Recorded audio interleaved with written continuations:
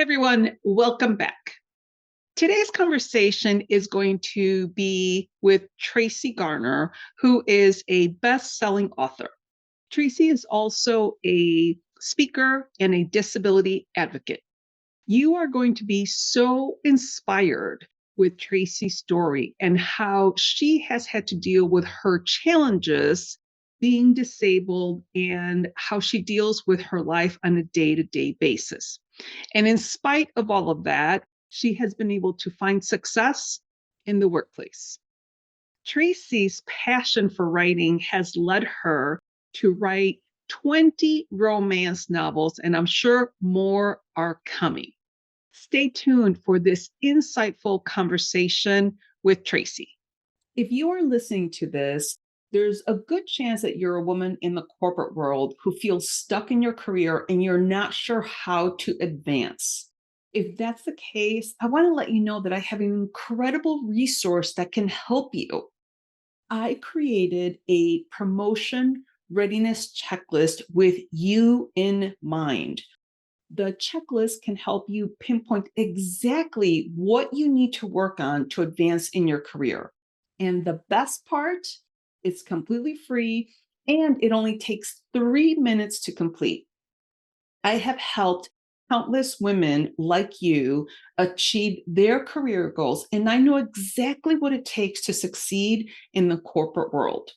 My promotion readiness checklist is a perfect tool to help you get started on your path to success.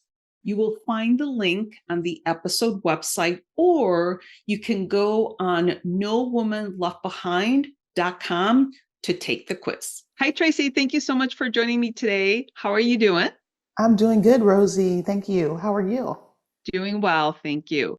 So, Tracee, I know that you are an author, and one of the things that we're going to talk about is how you manage being in the world, working still, and of course, you're a Black woman and you're disabled. Mhm. So, one of the reasons why I invited you on is because I would really like to help those listeners that may be finding themselves in the same situation and how you have coped. And you have a bunch of books that you've already written, working Mhm. full time. You're doing a lot, and again, being disabled. So those are some of the things that I kind of wanted to start asking you about. So what has been, other than the disability, what has been the number one challenge that you have found at work having that disability? Yeah, the number one challenges are really, I think, really not unique necessarily to disability. What I will say is emerging now that I'm like in my late 40s is ageism. Ageism is something that's a hot button issue. We're talking about it so much. And they say you can face ageism as early as 35, which is really shocking and really sad. Yes, there was a study, a report that said that some people are already looking at you at like 35, that you're not, in your prime. Cognitive functioning is a buzzword we're hearing now in the climate and the political landscape, but certainly that. And sometimes, just relating to your other peers can be a challenge because I think that having a disability since I was 2 years old when I was diagnosed with muscular dystrophy, I think that always just had a more maturity, had a chronic condition, a lot of doctors, a lot of getting my first wheelchair in elementary school, things like that, I feel put me ahead as far as my ability to handle some of the teenage and prepubescent angst that people face. And so in the workplace, it really has been about trying to get ahead, get to the next level, prove myself. And I feel like even though I have a disability, those things are still universal, whether you have a disability or not. But I would just say it's different. People, when they go in, they want the raise, the intersectionality of who I am, being Black, disabled, a woman, as you say, and even sometimes, being overweight can really count against you. And then the ages, I mean, that's 5 different things that you're not really sure what people are picking, to use against you. And so, but I would say that my faith and, my dad being a pastor, he's deceased now, but those things have really given me fortitude and, an ability to have a really good outlook and a good attitude. And I've had it for so long, it's Hmm. almost second nature. It's not as impactful, and it's more about people's reaction to you. You do what you can and be optimistic as you can, but you have to really, at the end of the day, say that's their limitations being placed on you. That is not for you to self-absorb and to carry around. That's not really your burden to Right. bear. Well, and like you said, you've been disabled since you were 2 years old. And you're right, because you had to accelerate, the typical teen things that happen were not Mhm. probably as critical to you because you weren't feeling well, or you had to, Right. use your wheelchair and all those Mhm. things. So when it comes to your job, how have you been able to cope with the promotions, or, trying to to advance in your career, having these, like you said, I'm going to call them strikes just so that, we can understand them, Right. better. But, Mhm. obviously being all of those things is nothing to be ashamed of. They're not strikes. It's just life. It's just a situation Yes. that you're in. But Mhm. how have you received good support? Have you been able to be promoted? So tell me a little bit about that. Sure. Only recently have I really felt kind of coming into my own. And even though I think that there were some issues with just performance from my own standpoint, only as you mature can you really see where you may have fallen short. And the other thing I'll say is that I want people who have like a humorous type of spirit, as I do, to keep being humorous, to be themselves, at the same time realize when the situation doesn't call for that. What it is for me, and what I've discovered as I get older, is that that is a coping mechanism, to tell Mm-hmm. a joke, to make fun of it, a little self deprecating humor. And that, in the eyes of other people, I believe can sometimes be mistaken for not being serious, not being dedicated or driven. And you know that you are, but it's kind of this jokey spirit sometimes that can really like pinch you in the butt, honestly, if I'm being honest. And so I will say that as I've matured, as I've grown up, every now and then I'll hear some reoccurring themes about myself, and I'll be like, there's something there. And I only really discovered this in the last 5 years, but just not being able to get ahead and not meeting certain milestones begin to crystallize for me only in the last 5 years, that you have to really play the game. And Mm-hmm. as sad as that is, if you want to be, kind of working for the man, there's nothing wrong with that. One of the things that has happened since the pandemic is people kind of abandoning ship. I'm an entrepreneur. I'm this, I'm that. I'm not beholden to anyone. And, some of us are not really willing to admit that even though we're beholden to others, you can still make a creative and individual dent in whatever you're doing. So, you can listen to a lot of people say, Beyonce is like, quit your job, you won't break my soul and everything. But at the same time, some of those things are funding kind of the fun stuff, Right. not to mention the healthcare. Like, I, as a chronically ill person, dealing with wheelchairs every 5 years, a new bed, need power for the wheelchair and a charger, and also a lift, a ceiling lift in the home to transfer from bed to chair and vice versa. And then caregivers.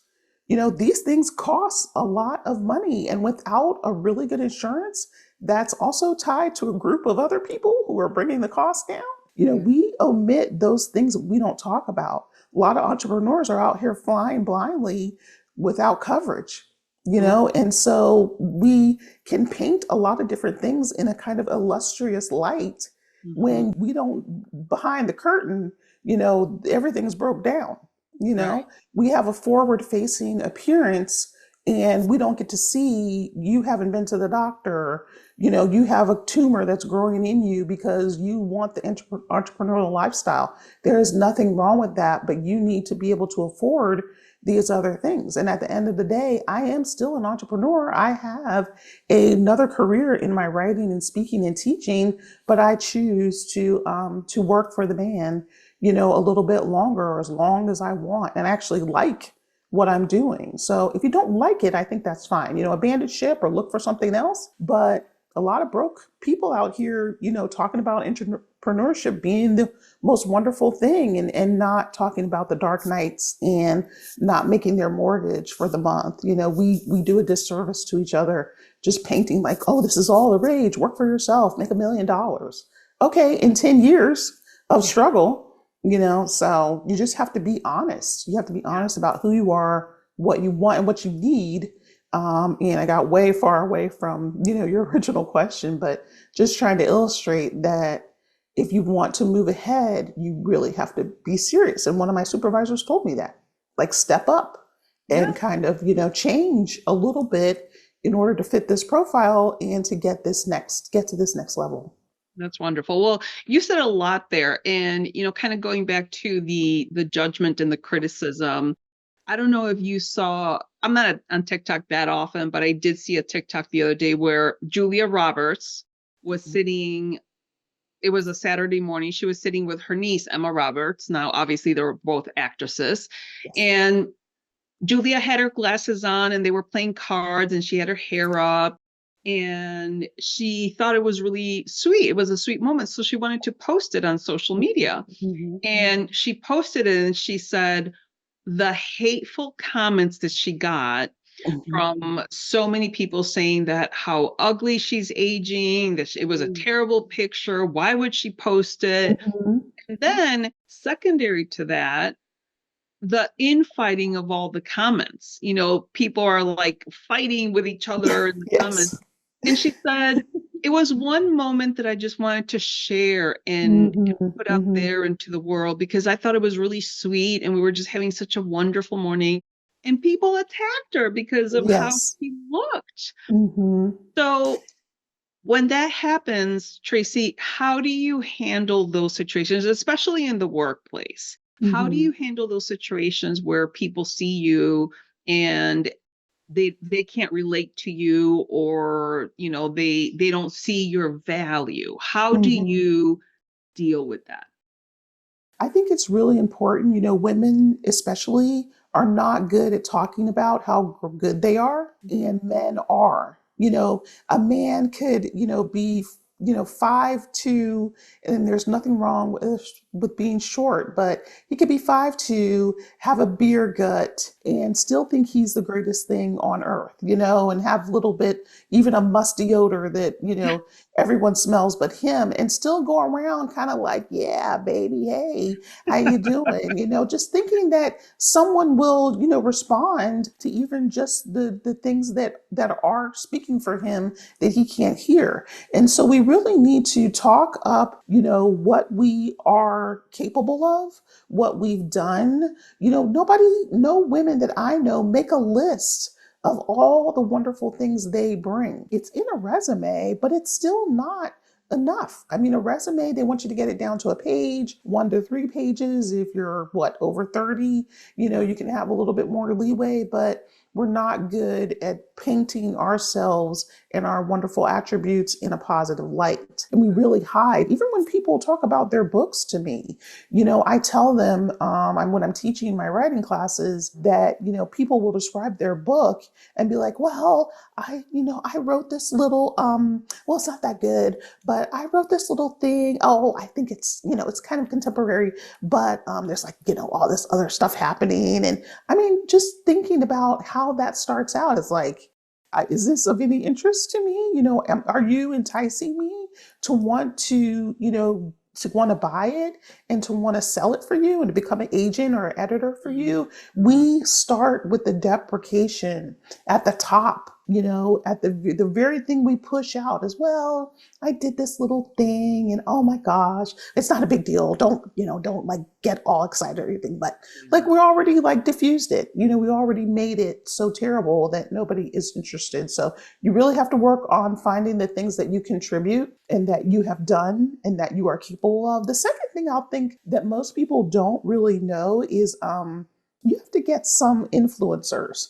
And I'm not talking at all about social media, but I know that I had one of my positions for as long as I had working for the man because of what someone else said about me. Even my boss commented one time that, wow, there's nobody in this town that doesn't know you, you know? And I'm thinking, and yeah, like, what did they say about me? I'm like thinking internally, you know, and she was saying it in a positive way. I was already going negative. I knew Mm, what people had to say about me was good, but I discounted her ability to take it as good. You know, I thought she might want to turn it some way as a detriment, or she's really hard to get along with.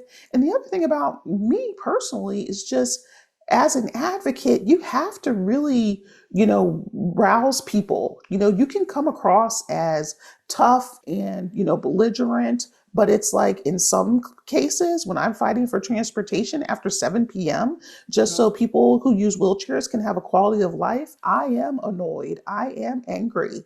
But then when people can take a step back and you get the transportation extended to 11 p.m. in your city or town, then you'll say, okay, who's the what now? yeah. Because you have to put on different personas in order to get people to be moved. And then then they'll give you an award. I remember taking on something, and it took me years to get this thing done that I wanted to get done for myself and for other people with disabilities. And then they turn around and give you a tenacity award. It was like, oh my, are you serious? Like, is this really happening? And I didn't know what I was going down there for, but it's just that people are noticing.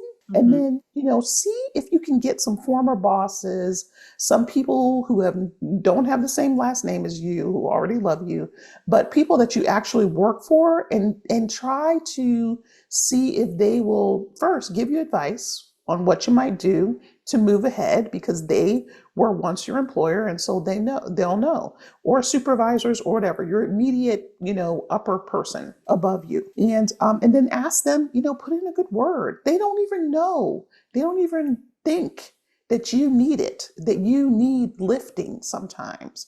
But Right. if you ask and communicate, they will do it for you. Got it. That makes sense. Now, what is it like having a disability? Kind of talk me through your day to day, because I don't have a disability and I just don't have the same purview, which I imagine happens in your workplace. Mhm. So, is it helpful for you to explain to, say, your team, your employer, like what your day to day is like for you? And could you walk us through those logistics? Hey everyone, I am so excited to announce that the Unlock the Leader Within membership is finally launched and live. This segment is brought to you by our very own No Woman Left Behind. The Unlock the Leader Within membership was designed to empower you in your corporate career to advance your career with confidence. Confidence is so lacking these days. When you join the Unlock the Leader Within membership, you will gain the ability to become a high performer. You will have your custom career roadmap and more than anything. And the thing that's most exciting to me is that we will build an amazing community of like minded, ambitious professional women that are there to help and support and learn from each other. This incredible membership is up and running, so check it out. Go ahead and scan the QR code over here. Or if you're listening to this episode, go to the episode website and click on the Unlock the Leader Within membership to check it out. And now back to our episode. And as soon as I get up, if we've had a little spat, I never have spats with my caregivers, but I do silently fume inside, about, this is, why are you late? This is taking a long time. I need to go. A ride may be coming for me, and they're coming at a certain time, and the meter is running.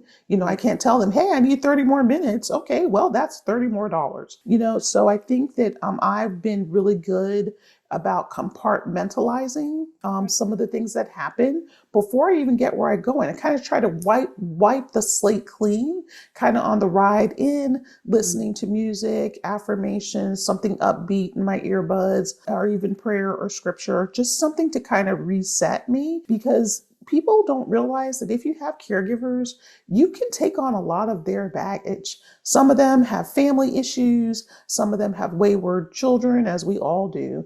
Some of them have their own issues that cause them to be late. And Right. so I have to really adopt a sense of empathy for them, that they Yes. had their own reasons for not getting to where they need to be on time. And then it's just a domino. So if I take that personally, for one, and then let it really bother me, then my entire day is going to be messed up. So sometimes I don't always get the things that I want. I wish that, sometimes caregivers understood their role a little bit more and how important it is, and Mhm. not view it as just, come on. And a lot of people, I'm still working. The industry is a lot of older people and people that, they think we don't have lives. That's the bottom line.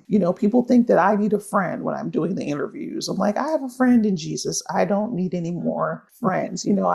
Friends are nice, but I need to do this job, and so I can get on my merry way and go do my job. And so you really have to kind of just separate some things. The other thing maybe that's difficult at work is, making lunch, or, the inaccessible kitchen, bathrooming sometimes can be an issue. These are just little things. They don't ruin your whole day, but they're a logistical nightmare that most able-bodied people don't think about.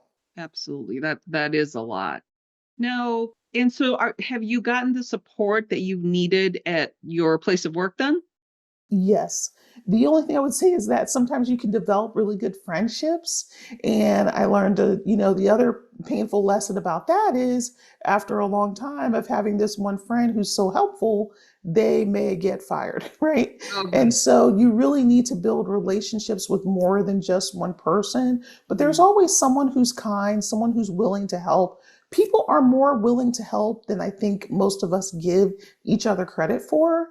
Can I do that for you? Do you need help with that? Would you like me to fix this? You say, if you wouldn't mind, maybe at the holidays you can remember them with a little gift card or something. I really appreciate you helping me every day with my lunch. You don't always have to do that, because that's what a friend would do for free, but Mhm. it's just a gesture to say, I see you. Thank you. You don't have to, but I'm so glad that you do. And sometimes building relationships is really hard, just to have that friend thing. You would do anything for your friends. And sometimes the workplace can be a kind of no friends here zone. These are work colleagues, and sometimes it is hard to, a lot of people, I believe, have had really rude awakenings in the workplace about someone being a friend when no, they're really just a colleague.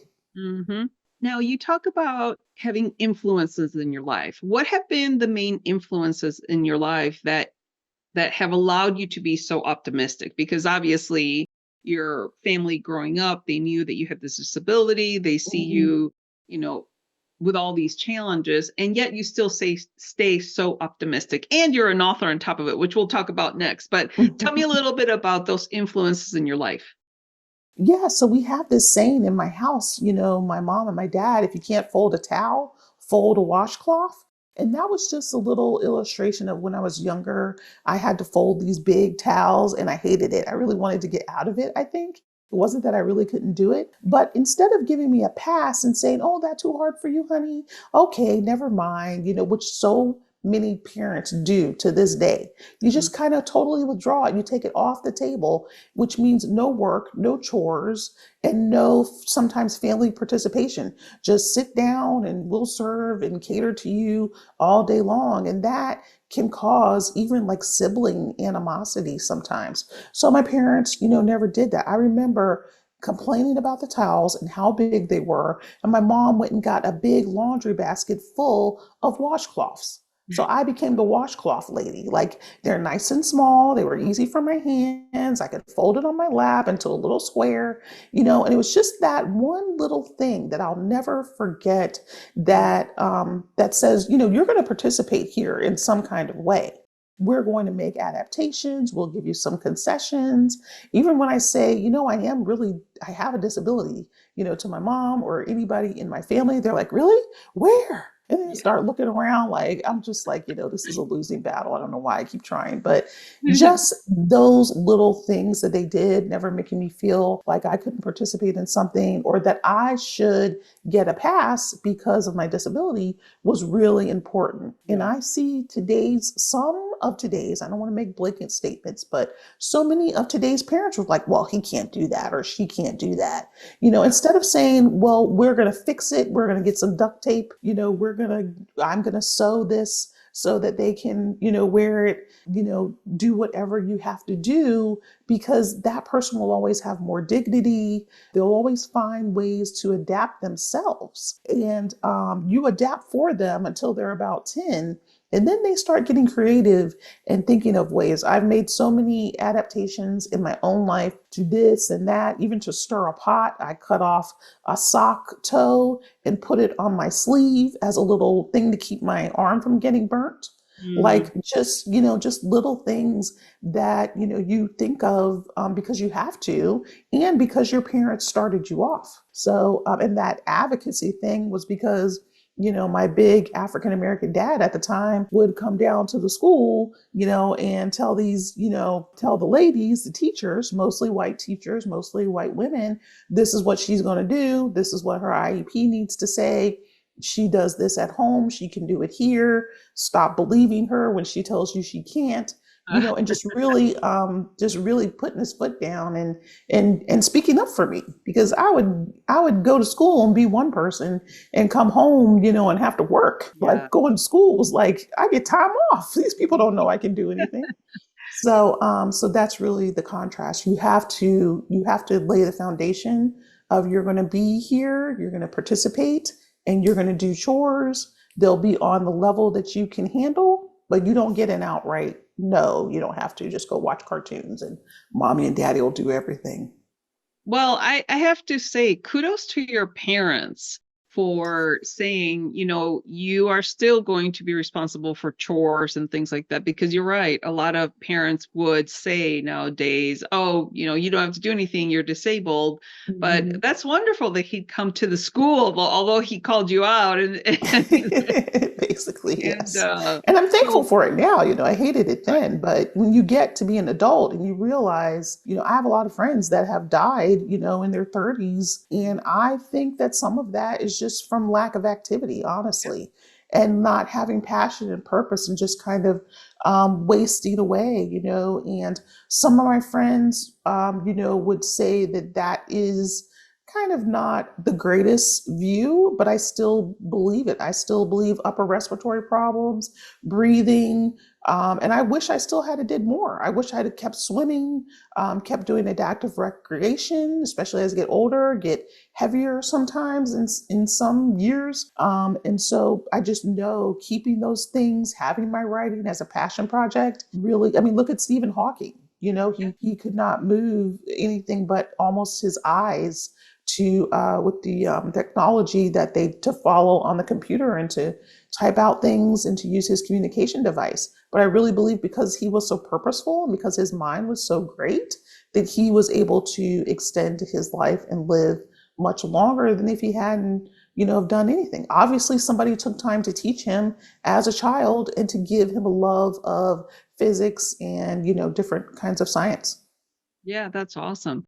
Now, I know that you're an author, and tell me, how many books do you have now? 20. 20 books written. That's incredible. And I believe they're primarily romance novels? Primarily, yes. Primarily. Hmm. So, and you said you had a passion, and just as a backtracking a second, the same thing happens to people when they retire, as Hmm. far as like, oh, they just stay sedentary or they don't move as much, they're not as busy, they're not as creative. And a lot of people are dying younger. Now, obviously, people are living longer, but people that don't intentionally have a purpose or that are out there active, the same thing happens to them. So that makes sense. But Hmm. back to your authorship, When did you decide to become an author? And you said it was a passion project, and you're still doing it, and you're Yes. teaching, you're working, you're teaching, you're an Mhm. author, you're a speaker. How does that all fit together, Tracee? Yeah, well, I mostly write on the nights and weekends. I teach two classes, two nights a week. And they're like, sick anywhere from a few months to 8 months. So it's not the whole year. But what happened is I kind of fell into writing. It wasn't something that I actually thought that I would be doing. It was actually happened when I was failing my academics. I got a bad grade in math for liberal arts. I hate math, although I'm getting better at it in my ripe old age of 40 plus. But I just could not pass that. And I really prayed because one night I was just crying, like, I don't think school is for me. I don't know if I'm going to pass. What if I don't? I need something else. So I just prayed and asked for kind of something else. And I saw this contest online being hosted by a reputable publisher. And the grand prize was $500 advance, a book deal, a trip to New York, and an award. And so I actually won and got my trip to New York, and they paid for me and my mom and dad to go, and we walking around the streets of New York when I was 20 something, and it was just amazing. And it was because not only the math, but also rejection by someone that I really liked who wasn't, really open to dating someone who used a wheelchair. And so, even though that was 20 something years ago, I thought I'd write a couple books and be done. But the passion just kept coming. The books kept coming. I kept finishing them. And I was like, wow, I would read them and be like, oh, this is pretty good. What are you That's like, awesome. golly? So I would get excited about my own work, and I just kept submitting and kept releasing, and also self-publishing is wonderful because the other thing about, even though I had a traditional book deal for my first few books, one of the things that was another, realization is that you can self-publish and you don't have any gatekeepers. Right. There'll be people that tell me that my writing is not good enough. It was good enough to win this contest and good Mhm. enough, to be published. And then you have, people that are like, oh no, only certain people are going to get into this industry. And it's so wonderful to be able to chart your own course. And that self publishing has really turned into something that so many authors can do and do well and still have a place in the market and, still make a lucrative, career out of it. So the writing bug just, I'll never probably stop writing. I'll probably be doing that as long as I can. And I just love it. It just really helped me to process. As a 20 something year old college student, that was another place, like K through 12 was fine, right? I'm optimistic, everything's wonderful. And then you get into college and you got to swim with the big boys. And it's just a whole different experience that I didn't really feel supported. Getting around campus was hard, toting books. I needed a tutor for some subjects. And went to like a really large university here in Virginia. And then I went to community college because I got like a D and I got placed on academic probation. And community college was the most wonderful thing. And that's where I wrote my book, was in that 4-year degree program, and then went back to the big school and finished. So just that smaller, more intimate, and feeling like people really cared. You weren't just a student of 400 in a class and your professor's this teeny tiny dot while you're at the back of the classroom, just trying to keep up and trying to understand. So writing, I wrote poetry first and I was in my campus literary magazine. And so then I just started writing longer. And when I saw the contest, I hurry up and got my novella done and sent it off, and the rest is history. But processing those feelings of rejection, put all that into my characters and still do, so that they can get there happily ever after. That's awesome. And Tracee, I'm curious, are you physically writing the books, or what is your process to write your whole book? Yeah, I mostly type as much as I can. Sometimes I can get to 350 pages just typing. As I have become a little bit weaker, because muscular dystrophy is a degenerative muscle disease that makes your muscles weaker over time. I'm using dictation more, and you do not have to have any fancy software. I don't have Dragon. I just use Google Docs, or your regular Microsoft Word document has a microphone where you can do dictation. And so even at night when I can't sleep, I'll pull out my phone, I'll send myself an email, hit the microphone button, and just start talking. And then when I get up, send it to myself and get up and copy and paste it into my main manuscript. So the dictation in 30 minutes, I can write 2,000 words, or I can speak Yeah. 2,000 words, and it's that's the only way. And then writing sprints, you really need community as a writer, and really any profession. Get among other people. Writing sprints, we write for 25 minutes. We have a 5-minute break where we can gab about anything and about how we're doing and what's the word count if you want to share it. And then Yeah. you write again for another 25 minutes. And those I usually do towards the end of my books, just so I can get it done and Yeah. have that energy and that synergy of other writers, doing the same thing. And are those writing sprints? I'm curious about that. Are those writing sprints paid, like a paid subscription? Are they free? Do you just do it with friends and family? Like how do you do that? They are everywhere. In fact, tomorrow, Pro Writing Aid is having a 24-hour writing sprint. So someone will just come on and host it for like an hour or 2 hours, and then they'll just have rotating people to come, and they'll talk to you a little bit. And sometimes I host them myself on Zoom with other writer friends.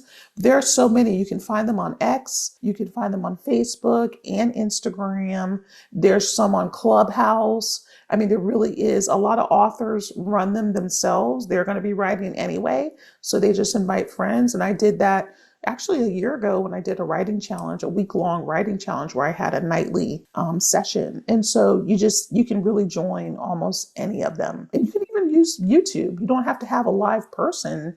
A lot of YouTubers have actually filmed themselves with other groups in like a Zoom room, and Really? you just start it and you write with them, and you pretend you know them, and That's all. hear what their stories are and hear them talk about themselves during the break, and then you write some more. And then you can actually use your device too. I won't call mine her name out loud right now, but Right. you can tell her to set a timer for you. Got it. And you just go for it. You can do it by yourself, but with a group is so great because you just feel more motivated. Yes, absolutely. Well, Tracee, you've given us a lot of amazing information. I hope that anybody that has a disability feels seen and heard. And that's kind of why I wanted to have this conversation, right? Because I want to make sure that all women, disabled or body able, are able to be seen and heard. If there's one thing, one takeaway from our conversation that you want to leave the listeners with, what would be that one takeaway? My one takeaway would probably just try to find something that gives you the most joy. When I did the contest, I felt validated and seen.